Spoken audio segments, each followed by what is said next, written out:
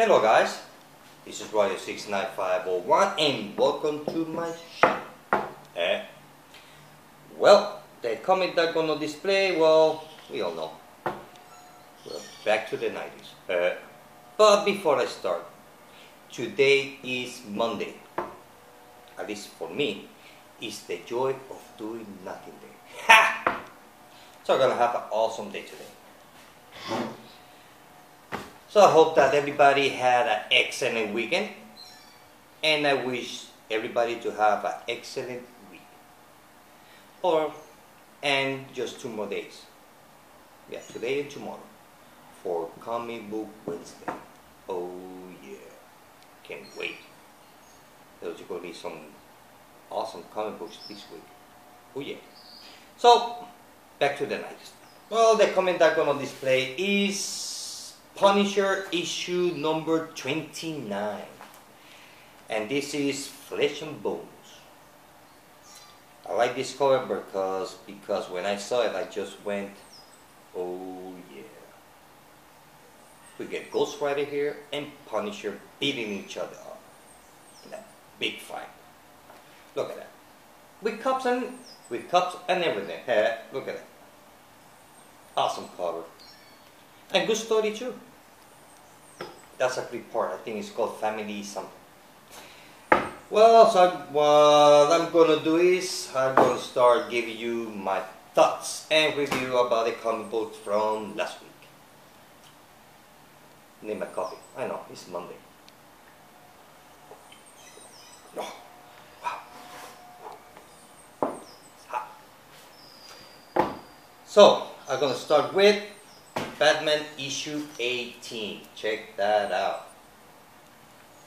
Well, what I'm going to tell you is that it was good. It was really good. Basically, the whole comic book goes around Harper Road. This is not a Batman issue. It's a Harper Road comic book. Yep. Some of you don't know who Harper Road is. She's the girl that on issue 6, I believe so.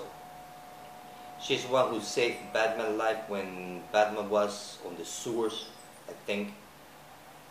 Or no, inside like a warehouse or something. And the girl saved his life by using the car battery and she jumped Batman's heart back to life by using a car battery. Well, the girl appears here. That's Harper Road. So actually on this issue, Harper Road saved Batman's life again. I'm gonna explain. Man, let me get comfortable here. Well, the thing is that in here you get to see Batman. He's going through hell after the death of them, obviously. But more or less the same thing that happened when the second Robin died by the hands of the Joker. That he was really mad on the edge. Well, here he's worse than that. Here you can tell that he's really in pain, that he's taking chances, and he's want to take all that sorrow, pain, frustration, all those feelings that he has, he wants to take it out on the bad guys. And the way he do it is that he's really beat up the guys, and he's taking chances that before he would never do. Even in daylight, even in daytime. Since when Batman goes outside on the city in daytime? Never did. Well, here he did it. I mean, he spent a whole week without sleeping after Batman. So I guess that Batman's dead. Not Batman's dead. Robin's dead. I mean, he's been 5 days without sleep, according to the story. So, I don't know if since issue 17, I mean, so the timeline there is a little bit kind of hard to figure out, but that's not too important. But then, Harper Road, he's training herself because she wants to be a superhero. And eventually she gets a big talk. Oh, before that, what I was saying about Batman taking chances. The thing is that you see what Batman is going through the eyes of Harper Road, from her point of view, how she sees things that Batman is doing, which I really like that. And also you can tell that they already, if DC Comics hasn't decided yet who's going to be the next Robin, at least they hint on that issue that it's going to be Harper Rose, going to be the next female Robin. Actually, the first female Robin on the New 52. So we'll see. I like her character. I like her attitude. She's kind of like streetwise. Also, and she get to manage to have a big talk with Batman, and the way that she talked to him, which I was surprised. I was like, oh boy, you don't talk to Batman the way she did. But she did it, and Batman took it. He took it because everything she said, he was right. Because she says, look, I'm not doing this because I want to be you. I'm doing this because you inspire me to do it. So Batman is an inspiration for her, and that's what really took Batman off the edge, because Batman was right on the edge. Batman was looking at a way to die without killing himself. He wanted to die the way that Robin died, fighting. That's why Batman was taking so many chances. Don't sleep, he was sleeping, nothing. I mean, he was fighting, he was crime fighting in daylight. Since when? Except on the TV shows. But other than that. But here, I mean, Batman was really, really, really on the edge. Oh yeah, big time. It was good. Excellent story. So I gave Batman issue 18 5 out of 5 because it was good. It was good. Next one is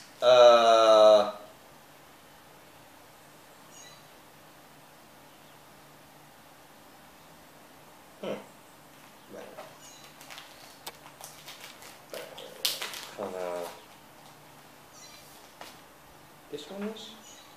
Oh yeah. Next one is Batman and Robin issue 18. Part of the Requiem storyline. The only comic books that is actually part of the Requiem storyline side story is Batman and Batman and Robin. Well, Batman and Robin is the only comic book that you don't read, because there's nothing to read. It's just pure panels.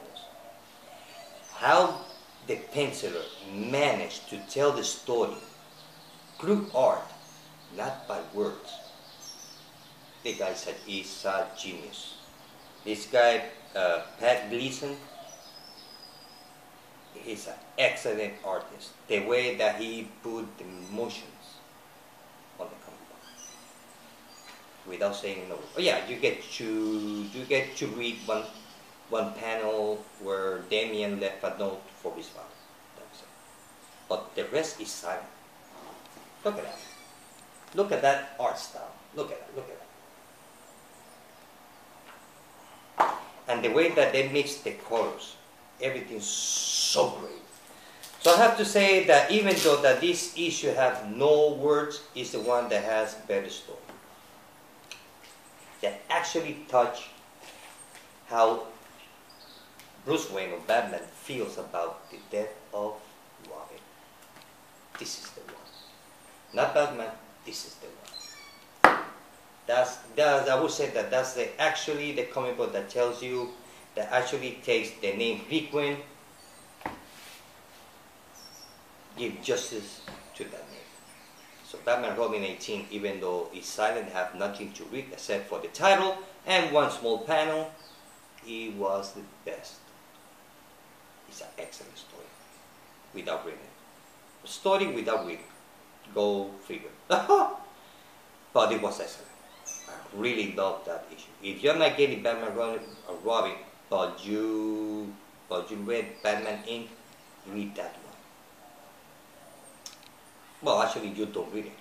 Go get it and see and look at the panels. the panels will tell you the story. And it was great. So I give that one 5 out of 5. It was excellent. Excellent. Next one is Batgirl issue 18. It's not there. So, well, this one here basically goes around that thing about Requiem. Well, you only get to see 2 panels, and she had not too many emotions about it. Well, yeah, well, she got the news by her father because Batman told James Gordon the death of Robin. So, James Gordon called her daughter. And then Barbara Gordon called, I think, was Nightwing. Not too much emotion there at all.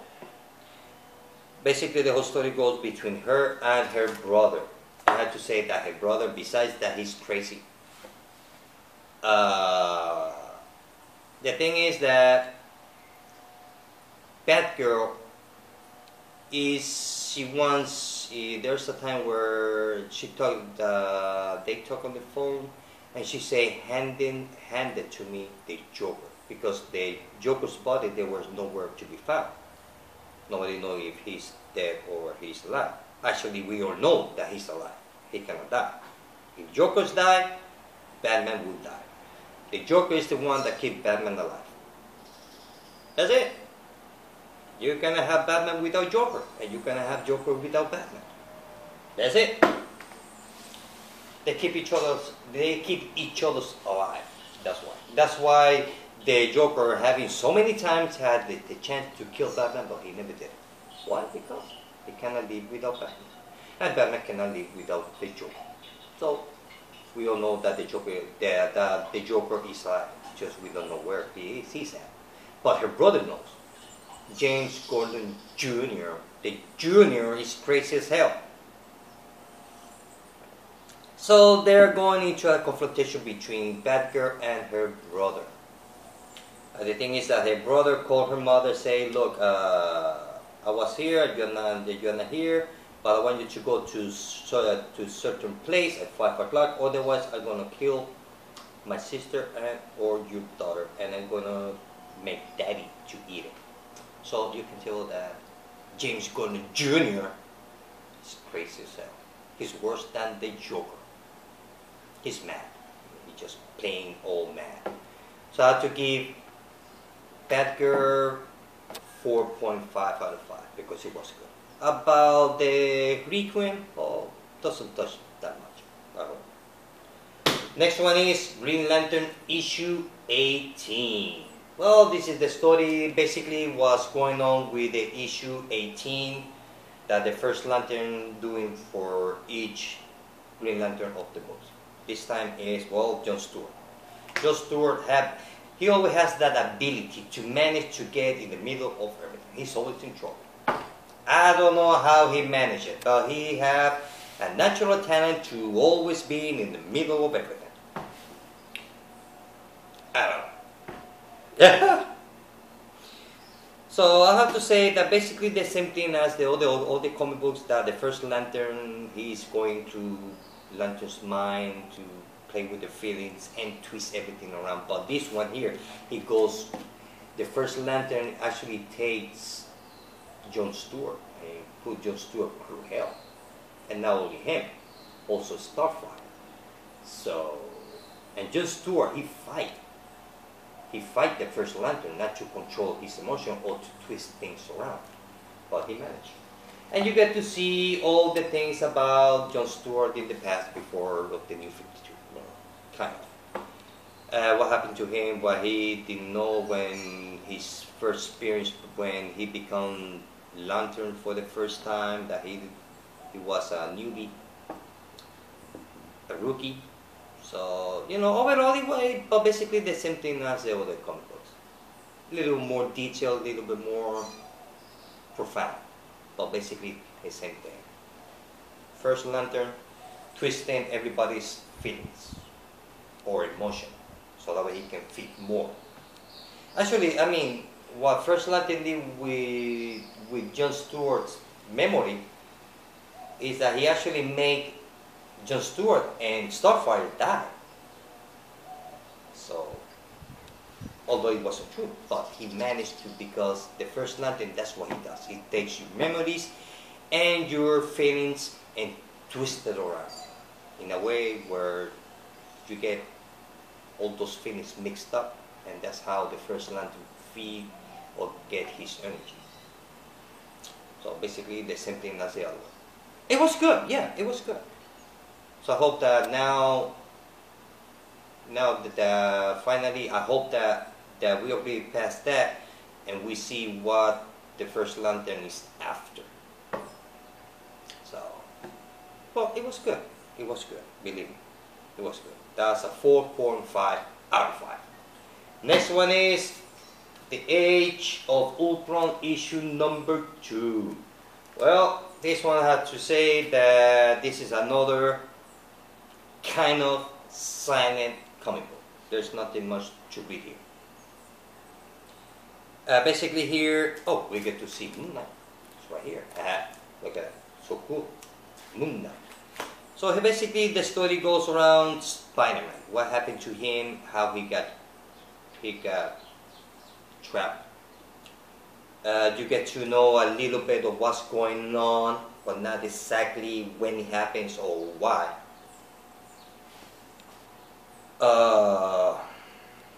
It was good.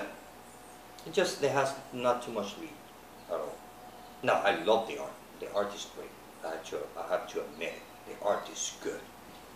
About the tie-ins, well, I'm going to continue the main storyline. If I see that on issue 3 I need to buy the tie-ins, then I might buy it. But that's kind of like an option for me. Overall, it was good. It was good. Like the cliffhanger. So, you know, the story, even though not being on the main timeline, because basically this is kind of like on the parallel universe on the future, kind of. It's good. It's not bad. It's not the greatest, but it's not bad. You know, I kind of like it. I like it. So I'm looking forward to issue number 3. So this one is a 4 out of 5. So the next, okay, stay. Okay, stay. That way, this thing is gonna fall. Okay. So the last one is Katana issue number 2. Well, Katana issue number 2, I have to agree what Sleepy Reader 666 he says on his video. It was a strange comic book. Kind of weird. Hard, at least for me, it was hard to follow. Maybe I missed something. Well, I think I missed everything. But it was strange. Hard to follow. I mean, the only good part, at least for me, it got when Steve Trevor showed up. And told Katana you had to go to Gotham City because Catwoman, she's doing, I don't know, whatever, she's doing kitty stuff. Kitty cat stuff. And she says, okay. That's it. Okay. Like, yeah, I mean, it's like she's kind of like a machine, you know. Okay, yes, no, why, where, okay. So what I had to do, what I'm going to do is I'm going to reread issue number 1 and reread issue number 2, one after the other, and see if I missed something, which I believe I missed everything. So overall, Katana issue number 2 was a 3 out of 5. I have to say, it was good, but just for me was hard to understand, to follow. Just sometimes the dialogue, I mean, just like Sleepy Reader 666 says, I mean, the dialogue is all over the place, just all over the place. At least for me, it was hard to follow. So I'm gonna reread issue 1 and 2. I'm gonna read them both at the same time. I mean, one after the other. Next one is, well, that was it. Yeah, that was my last issue. Oh yeah, I got one more, which is Suicide Squad, which I haven't have time this weekend to read it. So I'm gonna read it today, which today is my day off. You know, Monday. The joy of doing nothing day. Oh yeah. So now I'm gonna give you my 3 categories: best story, best color, and best cover. Now the best story goes the one that has a lot of words in it. I mean, you get tired of reading so much words. It's Batman and Robin issue 18. That one, that comic book, not having nothing to read, just the title and one small note, it was the best from the whole bunch.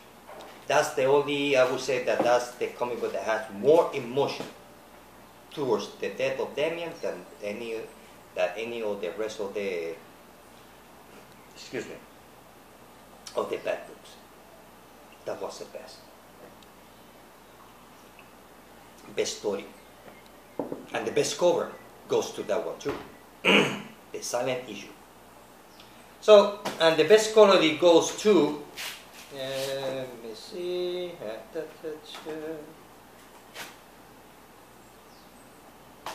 you know, wait a minute. Yeah, the best story goes to that one. And the best cover is not Batman and Robin. The best cover goes to Batman issue 18. I know, it's Monday. That was that's, for me, that's the cover that represents the death of Damian. That's the one. So the best quality goes to, I think it's this one. Yeah. The best quality goes to, oh yeah, I like it. Batgirl issue 18 for me is the best colorist. I like the way that they use the colors on this issue. Check that out. Although the cover is awesome, but this one represents more directly the death of the Robin, not this one. So the best quality goes to Batgirl issue 18. And this past week, it was excellent week for comics. I really had fun reading all of them, except for Katana issue number 2. That for me didn't make any sense. That now I had to reread it again. But other than this one, the rest of the comics, they were excellent. Real good. Real good. Excuse me. So that's it, guys. Like I said, I'm gonna read today Suicide Squad issue 18, and once I finish reading it, then I might do a small video to give you my review. That maybe will last 2 or 3 minutes video. Well, guys, this is it. I hope that you like it. See you later.